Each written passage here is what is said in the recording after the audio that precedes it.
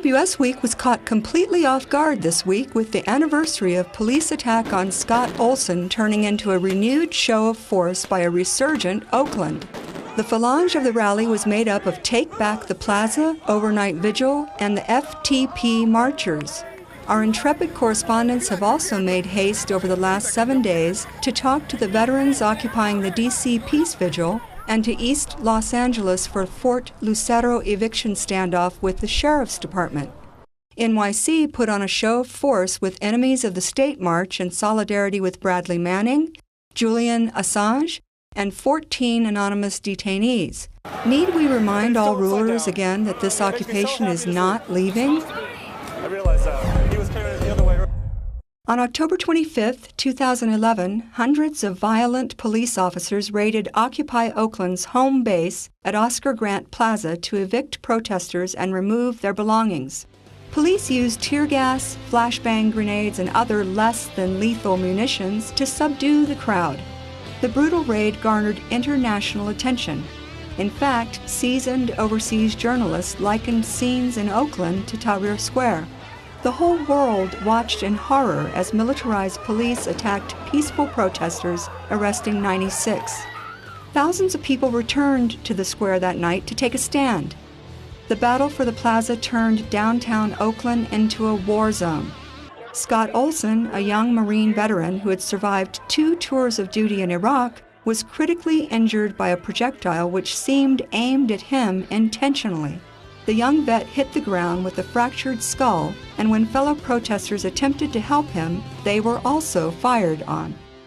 I know, you have been very key to Occupy, and so obviously not a role that you probably expected, but how did you take in that role? How were you able to own it?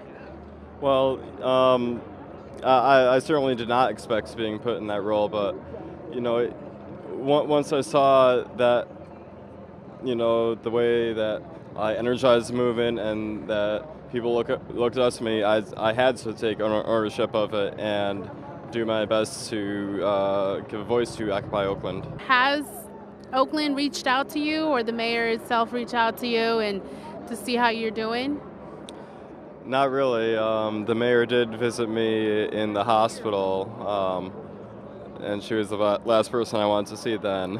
But yeah, they haven't reached out to me privately. We don't know of any information that's not already publicly known, and we're gonna try and put pressure on them to make sure that they do make things right.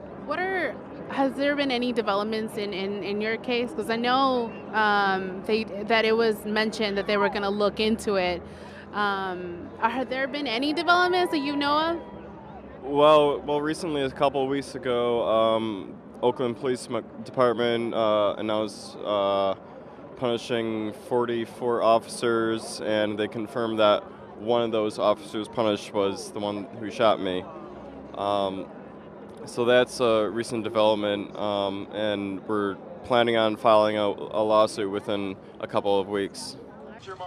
On Thursday, October 25, 2012, Scott Olsen returned to Oscar Grant Plaza with fellow Oakland occupiers to reunite and attempt to reclaim the space for peaceful community in defiance of the continuous state repression and police brutality which have divided Oakland for the past year.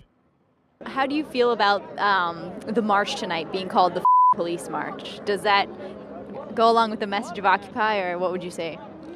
Well, I think it really goes along with the message of today. 1 year ago today is when the police kicked us out of this plaza, and we're trying to send a message that, we're going to do what we want, no matter what the police say. We're not going to let them have that level of control over us, and we're going to hold them accountable.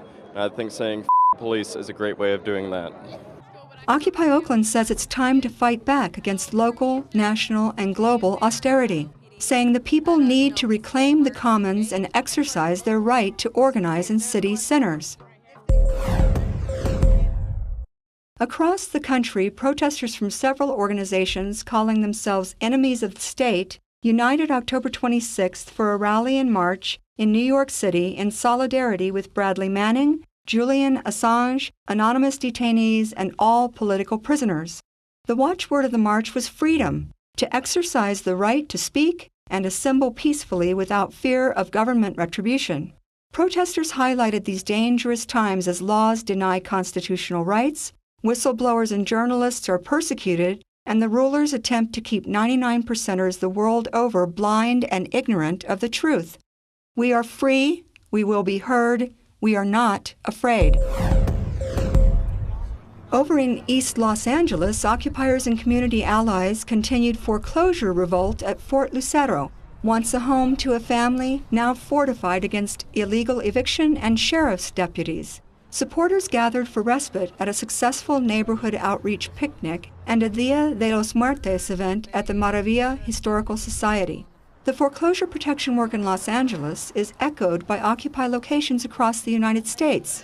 Occupy may not be mounting as many huge actions in the streets, but their tireless efforts to help those in need continue unabated. And in Washington, D.C., veterans continued their vigil for peace and occupation at the Veterans Administration to highlight the raw deal those who serve are getting from the government agency meant to offer assistance when they return home.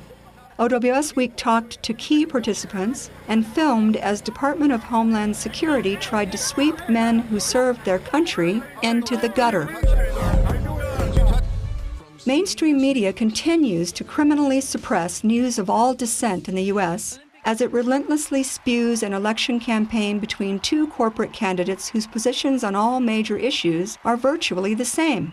There are vibrant voices in the streets, in community centers, and in third-party campaigns presenting viable and vital alternatives to the status quo the broken and corrupted two-party system perpetuates.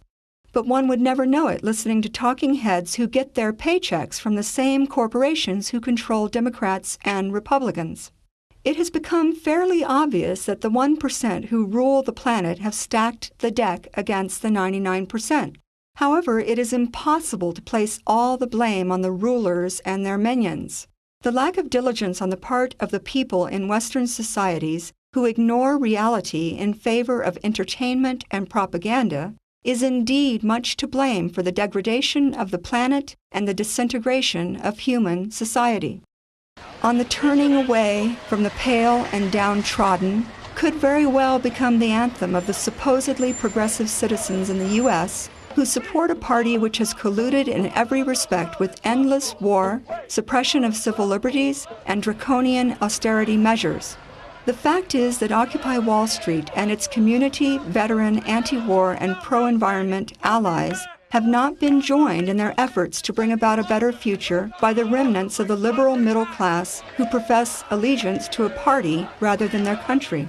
Millions of purportedly liberal Americans make excuses for politicians who have been bought and sold many times over, place partisan loyalty over harmony and prosperity in the commons, and have abdicated civic responsibility in an effort to hold on to the crumbs dropping from the tables of the rich.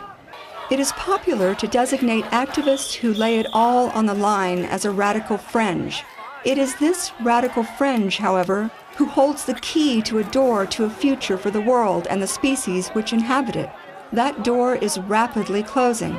Occupy and its allies have managed to wedge it open, but they can't push it open on their own. It's time for the 99% to recognize their common interests and to stand together. The people, united, will never be defeated, a truth the rulers fear more than any and will do everything in their power to negate. The name Electoral College came into general usage in the early 19th century as the collective designation for the electors selected to cast votes for President and Vice President of the United States. It is the institution that officially elects the President and Vice President every 4 years. The electors are chosen by each state of the United States and by the District of Columbia. The number of electors is 538, based on the total voting membership of the United States Congress, 435 representatives and 100 senators, and 3 electors from the District of Columbia.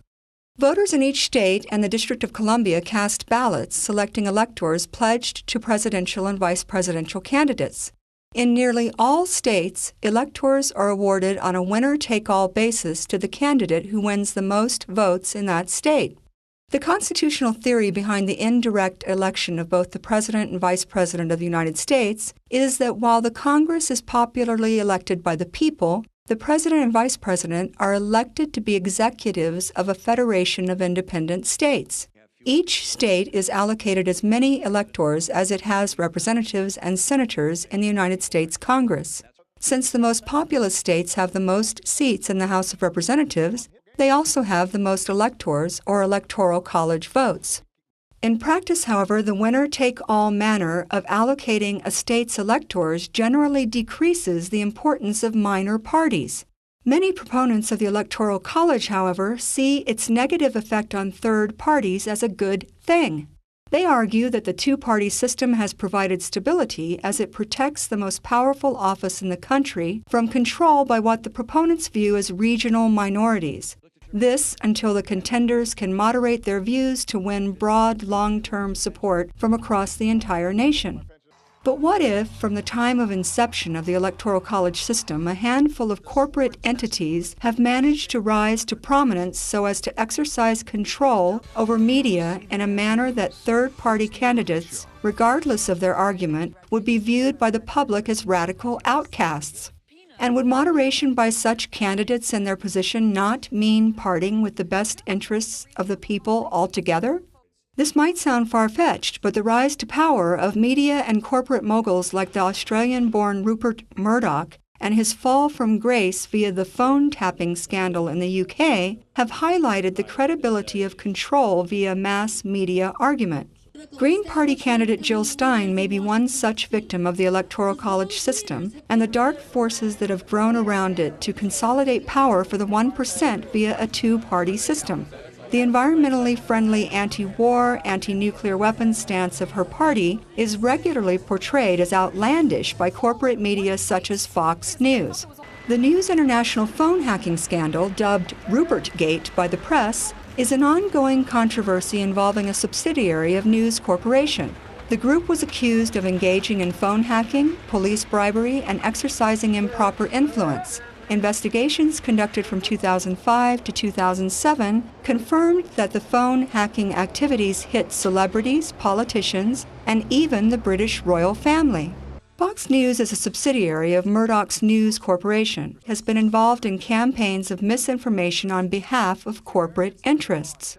For instance, the march to the disastrous wars in Iraq and Afghanistan were helped along by Fox News publicity stunts and sloganism. Media watchdog Media Matters for America has cataloged what it called the 10 most egregious examples of distortion by both Fox News and its TV personalities. Presidential hopeful Jill Stein, a medical doctor from Massachusetts, believes victory would be within reach if she could mobilize America's silent majority. She says there are 90 million voters now who are not voting, and that they could transform the entire political landscape. Hello, my name is Michael Leonardi. I'm speaking to you from Toledo, Ohio, which is where I was born and raised. You may have heard of Ohio in this period because Ohio is considered the key state during this election period in the United States. And Toledo is considered the key swing vote in that state. This is where I'm from. It's where I was born and raised, and where I was exposed to a lot of the issues that drew me into being a political activist and a political commentator. Toledo is suffering from extreme poverty in this period. It has the fastest growing rate of concentrated economic poverty of any major city in the United States. There's a lot of toxic and chemical pollution here from industries. It's considered the Rust Belt area of the United States, where there has been a lot of auto manufacturing over the years and industries related to the auto sector. We have a lot of energy production in this region. We have 2 nuclear power plants, one 25 miles to the north, which is called the Fermi 2 nuclear power plant, and one 25 miles to the east, which is called the Davis-Besse nuclear power plant.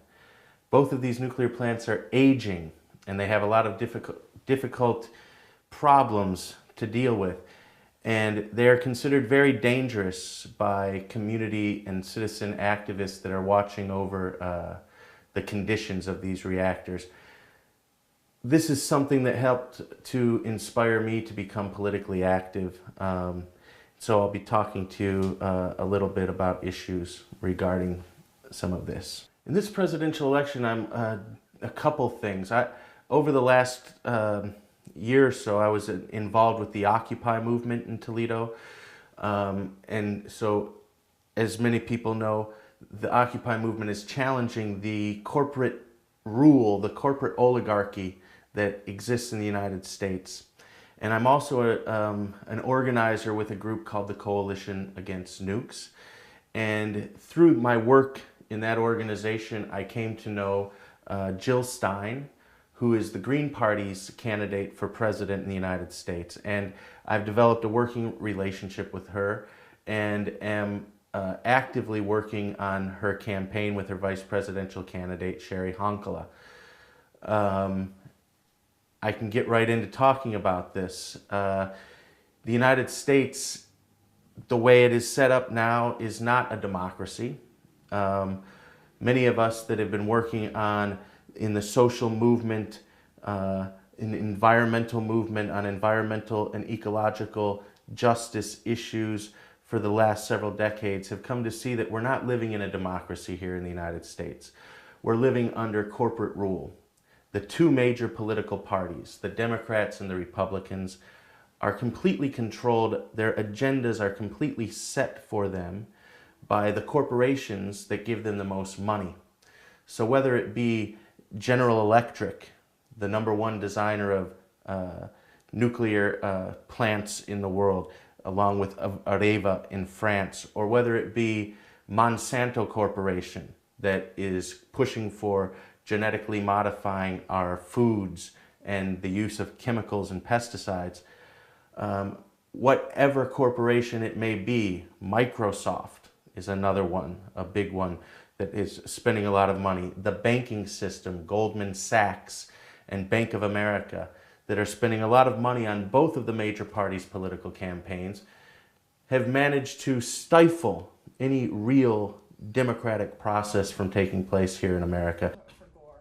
Of the roughly 131 million Americans who voted in 2008, more than 98% leaned either Democrat or Republican. But 225 million Americans were registered to vote that year, confirming Stein's take on the process. The Green Party's agenda contains real change and a break from the cycles of war, boom and bust, and environmentally destructive policies that are devastating the U.S. Environmental issues are a big part of Stein's platform, from investing in green businesses, prioritizing green research by redirecting funds from fossil fuels, to providing green jobs. Although many of Stein's financial reforms sound similar to President Obama's, she is not too friendly with Wall Street.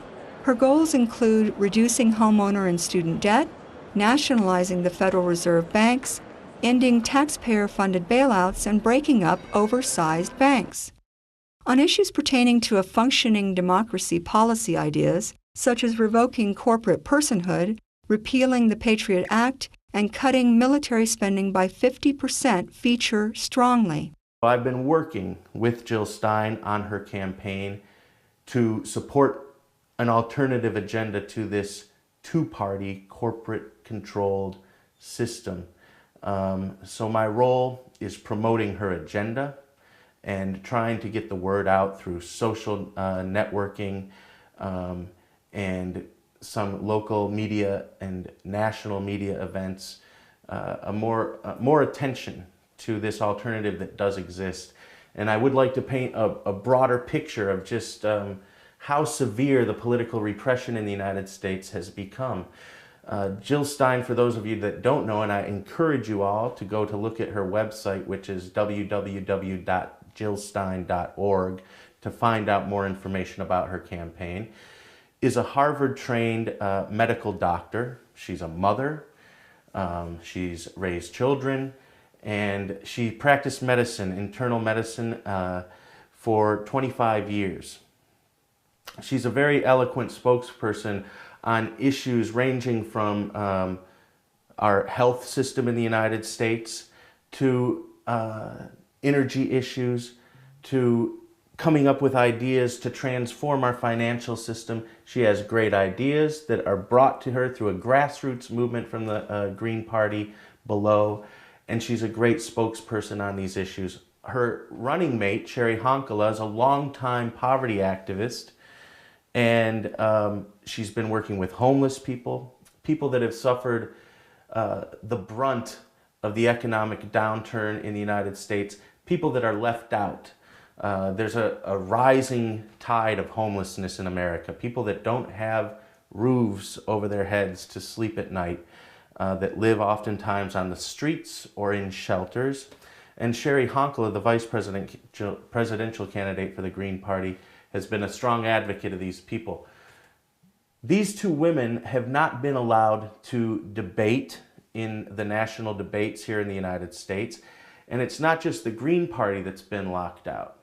There are 4 other political parties that have presidential candidates that have not been allowed into this process, which is very dominated now by, again, the corporate interests that sponsor the debates and the 2 political parties that have created very strict guidelines for alternative voices to be included.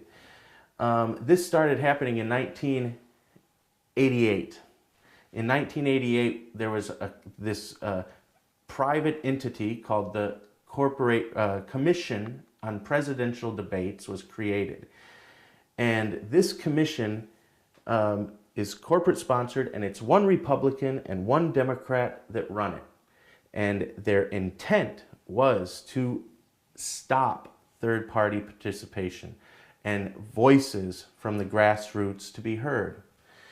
And it gets extreme because just 2 weeks ago, during the 2nd presidential debate in the United States, which was held at Hofstra University on Long Island, Jill Stein and her vice presidential running mate for the Green Party, Sherry Honkala, tried to enter into the grounds where the debate was to be held at this university campus. They were not only arrested by the police in New York, they were handcuffed, and they were held handcuffed to chairs, metal chairs, with their hands behind their backs for 8 hours, handcuffed to metal chairs. These policies may be the only logical solutions to a sustainable future for the U.S., and yet corporate media talk the U.S. voters into ignoring them every election year by portraying the ideas as too radical. And then the Electoral College system takes care of the rest, because despite enjoying the support of millions of like-minded Americans, Jill Stein and other independent candidates are not even afforded a voice at the presidential debates. Proportional representation is the pillar of all democracies, and yet the chance to embark on a true future for America is denied to the public via an antiquated electoral system set up to safeguard federalism. Electoral College has already failed the people of America in 1824, 1876, 1888, and 2000. But the real tragedy is that its byproduct 2-party elections are failing the U.S. democratic ideals.